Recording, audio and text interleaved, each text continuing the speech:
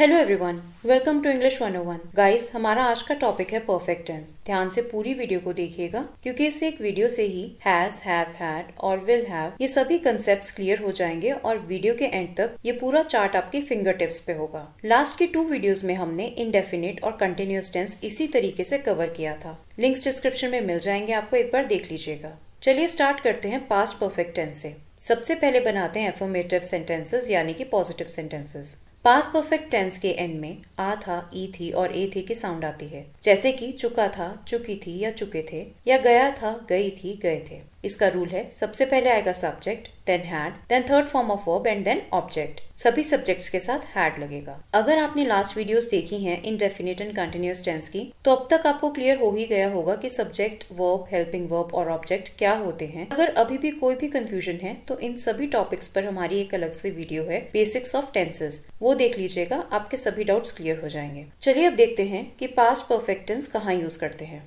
Past में जब 2 चीजें एक के बाद एक होती हैं, जैसे कि खेलने के लिए जाने से पहले मैं अपना असाइनमेंट पूरा कर चुका था। यहाँ पास्ट के टाइम में 2 इवेंट्स की बात हो रही है। एक तो असाइनमेंट पूरा कर चुका था और दूसरा खेलने के लिए गया था। दोनों इवेंट्स में से पहले क्या हुआ? पहले असाइनमेंट पूरा हुआ और बाद में खेलने के लिए गया। तो जो पहले हुआ उसके साथ हैड और थर्ड फॉर्म ऑफ वर्ब लगेगी, और जो बाद में हुआ उसे सिंपल पास्ट या पास्ट इंडेफिनिट में लिखेंगे, यानी कि सब्जेक्ट के साथ second form of verb use करेंगे। खेलने के लिए जाने से पहले मैं अपना असाइनमेंट पूरा कर चुका था। पहले क्या हुआ? मैं असाइनमेंट पूरा कर चुका था। पहले इस पार्ट का सेंटेंस बनाते हैं। सब्जेक्ट है मैं मीन्स आई, इसके बाद आएगा हैड, फिर आएगी थर्ड फॉर्म ऑफ वर्ब।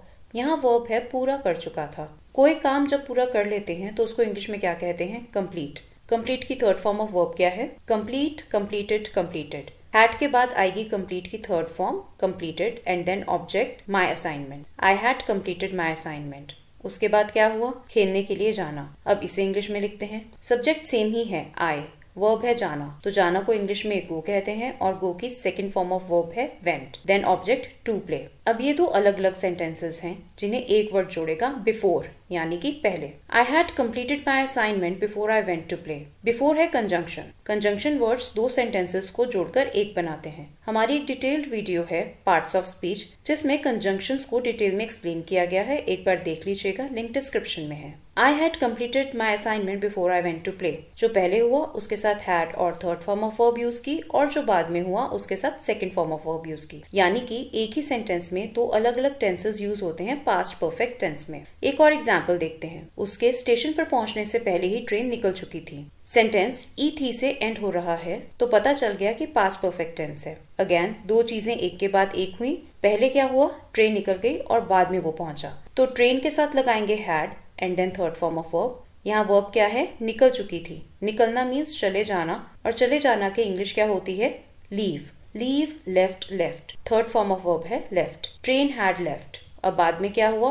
वह पहुंचा। वह मीन्स ही और पहुंचना means reach. Reach, reached, reached. He reached and then object station.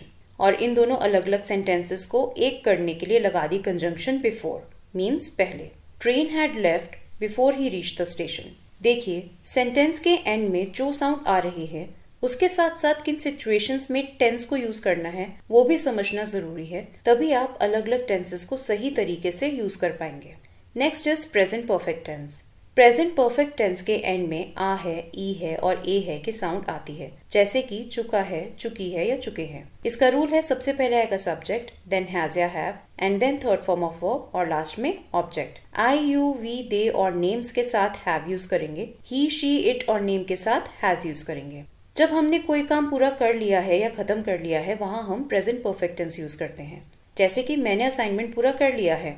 मैंने मीन्स आई, आई के बाद आएगा हैव एंड देन पूरा कर लिया है को इंग्लिश में क्या बोलेंगे? Complete.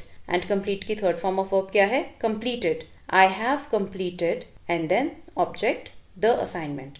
I have completed the assignment. याद रखिए, प्रेजेंट परफेक्ट टेंस में काम पूरा होने से मतलब है। काम कब पूरा हुआ उसकी जानकारी नहीं चाहिए। यहाँ पर हमें टाइम से मतलब नहीं है कि असाइनमेंट कब पूरा हुआ था। Time is not important in present perfect tense. वह ईमेल भेज चुकी है। एंड में चुकी है, इट मीन्स फीमेल की बात हो रही है, तो सब्जेक्ट आएगा शी।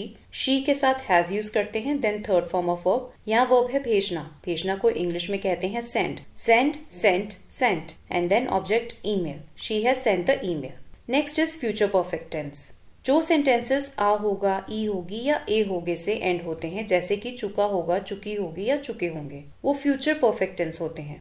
इसका सेंटेंस स्ट्रक्चर है, सबसे पहले आएगा सब्जेक्ट देन विल, क्योंकि फ्यूचर टेंस है तो विल आएगा ही, और विल के साथ आएगा have and then third form of verb and then object. सभी सब्जेक्ट्स के साथ विल हैव ही यूज करेंगे। गाइस, परफेक्ट टेंस चाहे पास्ट हो, प्रेजेंट हो या फ्यूचर हो, तीनों में ही third form of verb use करेंगे। जब हम किसी काम के फ्यूचर में पूरे यानी कि कंप्लीट हो जाने की बात करते हैं तो फ्यूचर परफेक्ट टेंस यूज करते हैं, जैसे कि कल तक मैं दिल्ली पहुंच चुकी होंगी। यहाँ पर हम फ्यूचर के टाइम में कोई काम पूरा होने की बात कर रहे हैं। कल तक मैं दिल्ली पहुंच चुकी होंगी, यहाँ पर सब्जेक्ट है आई और आई के साथ लगाएंगे will have, then third form of verb, यहाँ वर्ब है पहुंचना, means reach, reach, reached, reached, then object Delhi and then future का time. I will have reached Delhi by tomorrow. शाम तक वह मैथ के 2 चैप्टर्स पूरे कर चुका होगा। He will have completed 2 chapters of math by evening. अगर आप ध्यान से देखें तो टेंसेस के रूल्स में subject, third form of verb और ऑब्जेक्ट सेम ही है, बस टेंस के अकॉर्डिंग हेल्पिंग वर्ब चेंज कर दिया। ऐसे ही कंपेयर करके पढ़ने से रूल्स अच्छे से समझ पाएंगे आप और याद रखना इजी हो जाएगा। अब देखते हैं परफेक्ट टेंस में नेगेटिव सेंटेंसेस, यानी कि जिन सेंटेंसेस में नहीं आता है वो कैसे बनाते हैं। पास्ट परफेक्ट नेगेटिव सेंटेंस के लिए सब्जेक्ट और हैड के बाद नॉट आएगा and then third form of verb and then object. ऐसे ही प्रेजेंट परफेक्ट टेंस में सब्जेक्ट और हैज या हैव के बाद आएगा not and then third form of verb and then object, और सेम होगा फ्यूचर परफेक्ट टेंस में, यानी कि सब्जेक्ट और विल के बाद नॉट आएगा, फिर आएगा have and then third form of verb and object. याद रखिए, फ्यूचर परफेक्ट टेंस में विल नॉट हैव आएगा, विल हैव नॉट नहीं आएगा। खेलने के लिए जाने से पहले मैंने अपना असाइनमेंट पूरा नहीं किया था। पास्ट के 2 इवेंट्स की बात कर रहे हैं, पहले असाइनमेंट कंप्लीट नहीं करना और बाद में खेलने के लिए जाना। पहले आएगा सब्जेक्ट आई, देन हैड के बाद आएगा नॉट, फिर आएगा third form of verb completed and then object assignment, और बाकी का second part same simple past tense में। I had not completed the assignment before I went to play. ऐसे ही उसके स्टेशन पर पहुंचने से पहले ट्रेन नहीं निकली थी। The train had not left before he reach the station. Present perfect में नेगेटिव सेंटेंस कैसे बनेगा? मैंने असाइनमेंट पूरा नहीं किया है, यानी कि काम पूरा नहीं हुआ है, तो पहले आया सब्जेक्ट आई, देन हैव, उसके बाद नॉट, और फिर आया third form of verb completed and then assignment. I have not completed the assignment. उसने ईमेल नहीं भेजी थी। सब्जेक्ट है शी के साथ आता है हैज एंड देन नॉट, फिर आएगा third form of verb sent and then object email. She has not sent the email. अब बात करते हैं फ्यूचर परफेक्ट टेंस में। मैं कल तक दिल्ली नहीं पहुंची होंगी। पहले आएगा subject I, then helping verb will के बाद आएगा नॉट और नॉट के बाद आएगा have, then third form of verb reached and then object Delhi and then future time. I will not have reached Delhi by tomorrow. उसने शाम तक मैथ के 2 चैप्टर्स पूरे नहीं किए होंगे। He will not have completed 2 chapters of math by evening। तीनों tenses में हेल्पिंग वर्ब के बाद नॉट लगाएंगे। फ्यूचर टेंस में विल और हैव के बीच में नॉट लगाएंगे। बाकी सब सेम ही रहेगा। तीनों टेंसेस को अगर आप इस तरीके से समझेंगे तो कितना आसान हो जाएगा याद रखना। नेक्स्ट इज इंटरोगेटिव सेंटेंस, यानी कि क्वेश्चन सेंटेंस। इंटरोगेटिव सेंटेंसेस 2 प्रकार के होते हैं, एक जिनका आंसर सिर्फ यस या नो होता है और दूसरा जिनमें हम कुछ इंफॉर्मेशन जानना चाहते हैं, जिनके जवाब यस और नो नहीं होते। पहले सीखते हैं वो इंटरोगेटिव सेंटेंसेस जिनका आंसर यस या नो होता है। एफर्मेटिव सेंटेंस का क्या रूल है? Subject and then helping verb and then third form of verb and then object. Same indefinite और कंटिन्यूअस टेंस की तरह तीनों टेंसेस में इंटरोगेटिव सेंटेंस बनाने के लिए हेल्पिंग वर्ब और सब्जेक्ट अपनी जगह एक्सचेंज कर लेते हैं, यानी कि सब्जेक्ट की जगह आता है हेल्पिंग वर्ब और हेल्पिंग वर्ब की जगह आता है सब्जेक्ट और बाकी सब सेम रहता है। पास्ट परफेक्ट टेंस में इंटरोगेटिव सेंटेंस बनाने के लिए पहले आएगा had, then subject, then third form of verb and then object. क्या मैंने खेलने के लिए जाने से पहले असाइनमेंट पूरा किया था? इसका आंसर यस या नो ही होगा। तो पहले आएगा हैड, देन सब्जेक्ट आई, उसके बाद आएगा third form of verb completed and बाकी का सब same. Had I completed my assignment before I went to play? क्या उसके स्टेशन पर पहुंचने से पहले ट्रेन निकल चुकी थी? Had the train left before he reach the station? Present perfect tense में भी पहले आएगा हेल्पिंग वर्ब हैज या हैव, देन सब्जेक्ट, सब्जेक्ट के बाद आएगी third form of verb and then object. क्या मैंने असाइनमेंट पूरा किया है? पहले आएगा हैव क्योंकि सब्जेक्ट है I and then third form of verb completed and then assignment. Have I completed the assignment? क्या उसने ईमेल भेजी थी? अब इसका आंसर क्या होगा आप कमेंट बॉक्स में बताइए। फ्यूचर परफेक्ट टेंस में भी पहले आएगा helping verb will, then subject आएगा, देन आएगा हैव, उसके बाद आएगा थर्ड फॉर्म ऑफ वर्ब और उसके बाद आएगा ऑब्जेक्ट। क्या मैं कल तक दिल्ली पहुंच चुकी होंगी? पहले आएगा विल, देन सब्जेक्ट आई, उसके बाद आएगा have, then third form of verb reached and then object. Will I have reached Delhi by tomorrow?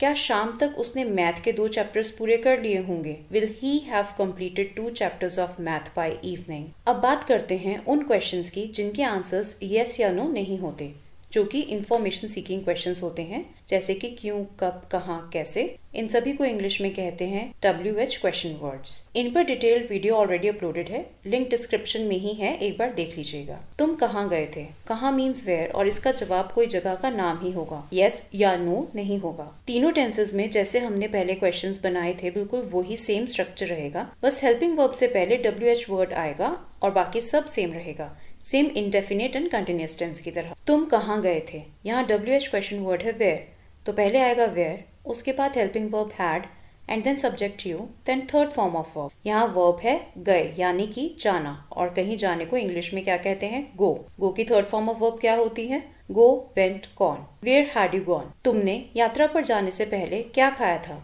यहाँ WH वर्ड क्या है? What. What had you eaten before travelling? मैंने असाइनमेंट पूरा क्यों किया है? क्यों means why, why, then subject I, then third form of verb completed, and then the assignment. Why have I completed the assignment? उसने email क्यों भेजी है? Why has she sent the email? और ऐसे ही फ्यूचर टेंस में मैं दिल्ली कैसे पहुंचूंगी या पहुंच पाऊंगी? अब यहाँ WH वर्ड है कैसे, मीन्स हाउ, तो पहले आएगा how, then helping verb will, then subject I, and then have. How will I have reached Delhi? उसने शाम तक मैथ के कितने चैप्टर्स पूरे कर लिए होंगे? कितने means how many. How many chapters will he have completed by evening? So guys, देखा आपने, चाहे affirmative sentence हो या negative या interrogative, इन तीनों टाइप्स के अपने अपने रूल्स हैं जो तीनों टेंसेस में ऑलमोस्ट सेम ही है, बस टेंस के अकॉर्डिंग हेल्पिंग वर्ब को चेंज करना है। सो गाइस, ये था complete perfect tense. I hope आपके डाउट्स क्लियर हुए होंगे। अगर वीडियो अच्छा लगा हो तो please like, share and subscribe जरूर कीजिएगा। Happy learning.